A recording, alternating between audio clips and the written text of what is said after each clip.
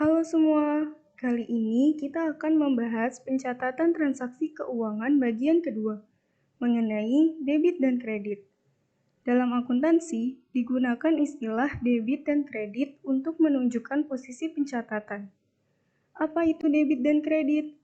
Debit dan kredit merupakan istilah untuk menyatakan fungsi penambahan atau pengurangan transaksi keuangan.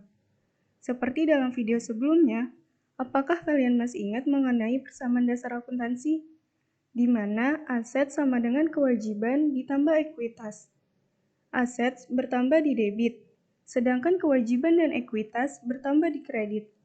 Begitupun sebaliknya, jika aset berkurang, dicatat di kredit. Dan jika kewajiban dan ekuitas berkurang, maka dicatat di debit. Konsep persamaan dasar akuntansi dapat diperluas sebagai berikut. Aset sama dengan kewajiban ditambah ekuitas. Ekuitas terdiri dari modal dan laba ditahan. Dan laba ditahan terdiri dari penjualan dikurangi pembelian dikurangi beban.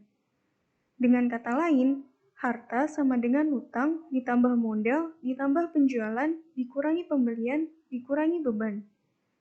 Harta bertambah dicatat sebagai debit, dan harta berkurang dicatat sebagai kredit. Begitupun sebaliknya, jika utang, modal, dan laba ditahan bertambah, maka dicatat sebagai kredit. Apabila berkurang, maka dicatat sebagai debit. Dengan catatan, total nilai di debit harus seimbang dengan total nilai di kredit. Untuk lebih memahami hal tersebut, berikut adalah contoh analisa pengaruh transaksi terhadap debit dan kredit. Contoh pertama, setor modal dengan kas sebesar 50 juta rupiah. Kita bisa analisa transaksi bahwa hal ini menyebabkan bertambahnya kas perusahaan dan bertambahnya modal perusahaan. Dalam hal ini, kelompok akun yang terkait yaitu harta dan modal. Berdasarkan persamaan dasar akuntansi, maka bertambahnya kas perusahaan dicatat sebagai debit, dan bertambahnya modal perusahaan dicatat sebagai kredit. Contoh kedua, beli voucher hotel dari Hotel Bali secara kredit sebesar 80 juta.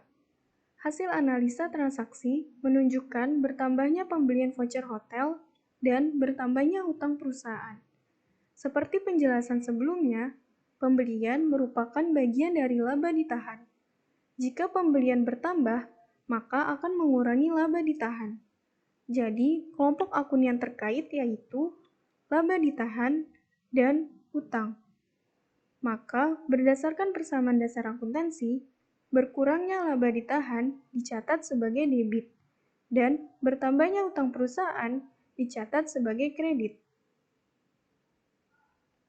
Contoh ketiga, jual voucher hotel kepada Bapak Budi secara kredit sebesar 90 juta. Hal ini menyebabkan bertambahnya piutang perusahaan dan bertambahnya penjualan atas voucher hotel.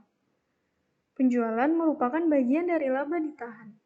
Jika penjualan bertambah, maka akan menambah laba ditahan. Sehingga kelompok akun yang terkait yaitu harta dan laba ditahan. Maka bertambahnya piutang perusahaan dicatat sebagai debit, dan bertambahnya laba ditahan dicatat sebagai kredit. Contoh keempat, biaya promosi sebesar Rp1.500.000. Analisa transaksinya menunjukkan bertambahnya beban promosi dan berkurangnya kas perusahaan. Beban merupakan bagian dari laba ditahan.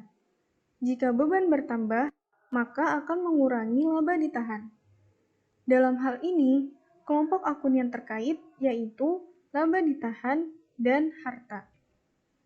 Maka berkurangnya laba ditahan dicatat sebagai debit, dan berkurangnya kas perusahaan dicatat sebagai kredit. Selanjutnya, lunas sebagian tagihan Bapak Budi sebesar 17 juta rupiah. Hasil analisa transaksinya menunjukkan bertambahnya kas perusahaan dan berkurangnya piutang perusahaan. Dalam hal ini, kelompok akun yang terkait yaitu harta dan harta.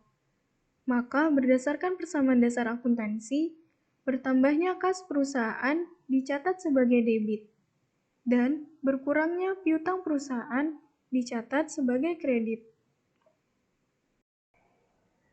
Lalu, contoh yang keenam.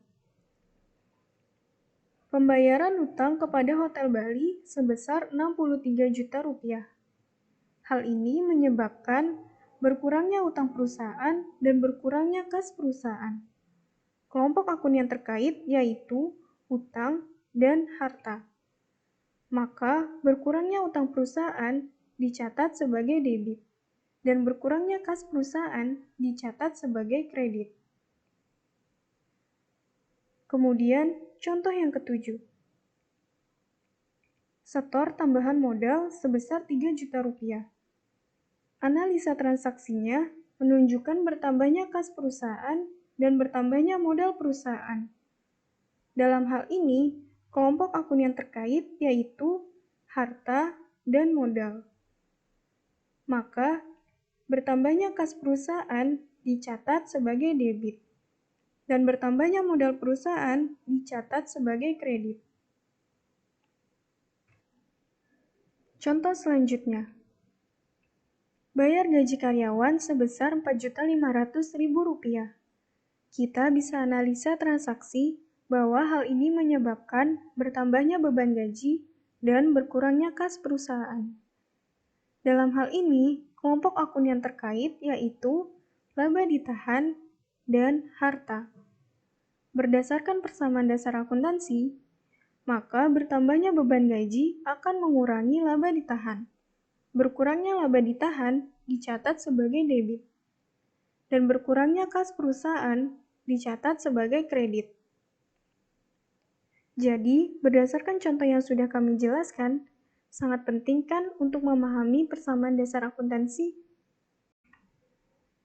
Sebagaimana dalam ringkasan video ini, bahwa setiap penambahan atau pengurangan transaksi keuangan dicatat sebagai debit dan kredit. Dan perlu diingat kembali, bahwa total nilai debit dan total nilai kredit harus seimbang. Persamaan dasar akuntansi juga dapat diperluas sebagai berikut.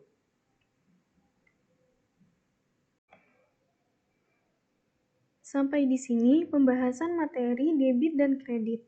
Semoga mudah dipahami. Terima kasih sudah menonton sampai akhir. Video kami selanjutnya ialah mengenai jurnal. See you next time.